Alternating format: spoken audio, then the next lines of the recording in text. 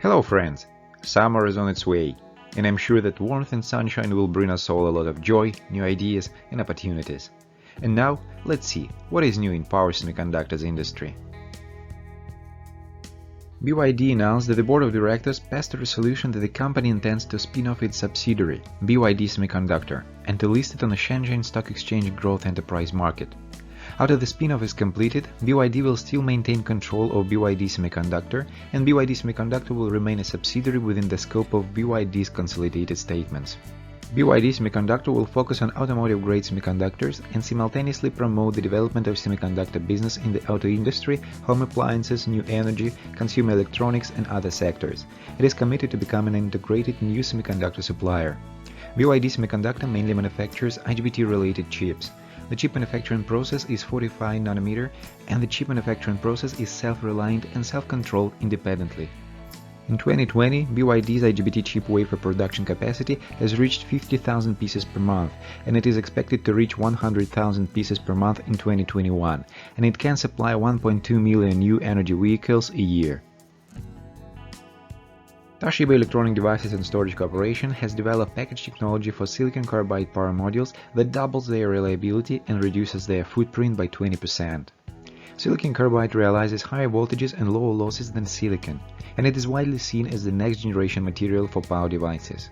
While use now centers on inverters for trains, wider deployment in high-voltage applications is on the horizon, including in photovoltaic power systems and automotive equipment. Toshiba has dubbed the new package iXPLV and will apply it to mass production of 3.3 kV class silicon carbide power module from the end of this month.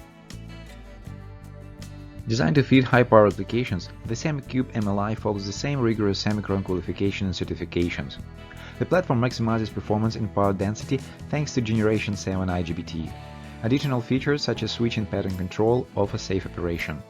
The SEMIKUBE MLI is suitable for outdoor cabinets, able to withstand harsh environments such as high temperature fluctuations. An IP54 rated mounting flange separates the heatsink airflow from the driver electronics, facilitating effective cabinet integration. The government's plan shows its commitment to help the South Korean semiconductor industry overcome its weaknesses.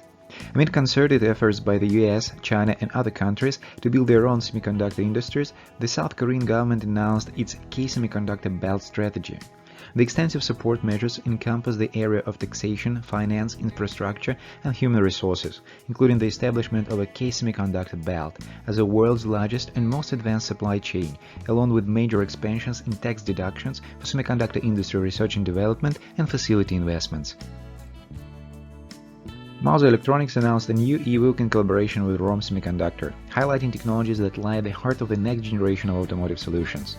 In Drawing the Future of Automotive Solutions with ROHM, subject matter experts from Vows and ROHM offer technical insights into applications surrounding vehicle electrification, including power management, lighting and motor control.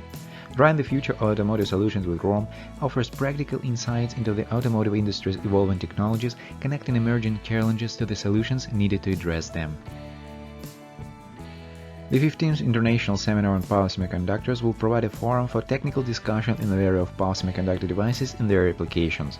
It is a small conference with a special flair of atmosphere of searching deeper insight and intensive discussion.